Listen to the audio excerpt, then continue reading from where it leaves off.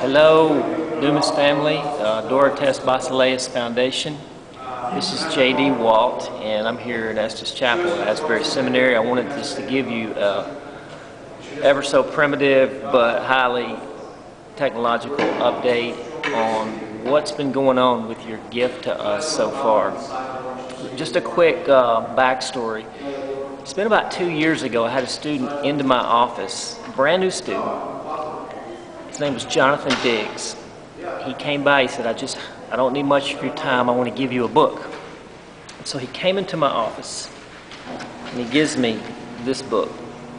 It's a book called Red Moon Rising, How 24/7 Prayer is Awakening a Generation. Now I'm going to have one of these coming your way, and you guys pass it around and read this. It will inspire and encourage you. So I start reading this book, and it is just gripping.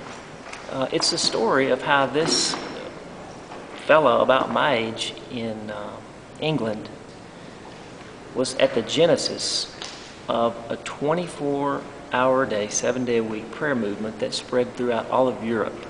This began back around 2000. It's since spread onto virtually every continent on the planet. They're now operating in about 67 countries. It is a phenomenal story. So we at Asbury had long been wanting to become a part of that story, and so we learned across the street at Asbury College they're doing this too. We joined forces last fall and began the Asbury House of Prayer. It is one of the most promising kind of underground movements that's been going on here in this community for a long time. We wound up getting a place, and I'm gonna, in another sort of installment, show you that. It's in the very first building of our seminary, the Larrabee Morris Residence Hall, site of the very first classroom.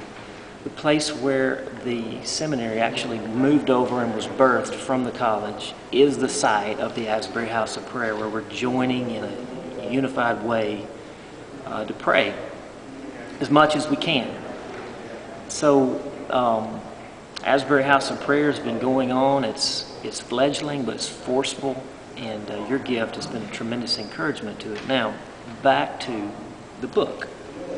This guy named Pete Gregg, we just began to try to get in touch with him and to invite him to come here and to encourage this prayer work that's happening. Through a small miracle, we wound up getting his email address, and a conversation ensued, and he agreed to come. This guy gets hundreds of invitations. He turns down probably about 95 of every 100. He sensed the Lord wanted him to come and to minister among us here. So this past week, we had Pete Gregg, the author of this story, and some other books subsequently, on our campus. It was an unbelievable time.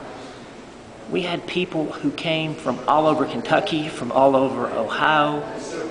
We had persons from ministries around Lexington and in Wilmore, and a number of our own community students and spouses, persons from Asbury College, participated in this. It was just amazing.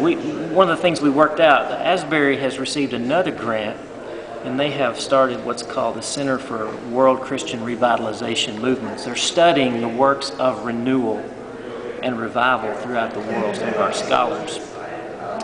So I connected Pete with that group for a good 2-hour luncheon, and I think they'll have a long-term relationship. I'm trying to understand what the Holy Spirit is doing in the world today through real-life movements and not just through historical movements. So we also had a group from Kansas City. The people who run the 24/7 USA ministry came here and helped to lead the time. We had a Thursday morning chapel, Thursday night gathering. We had a Friday morning gathering, and I wish you all could have been there to see that Asbury House of Prayer on Thursday night at the conclusion of this time, about 10 o'clock, all the way into the wee hours of the morning, just jam-packed with students praying together. It's been tremendous. Pete, one of the things that he talks about is this notion, it's a Celtic notion of thin places. These places across the earth where the presence of God gathers in amazing and unique ways that sort of creates almost a seamlessness between heaven and earth. Asbury Seminary has been one of those places over the years. It's being renewed in our time.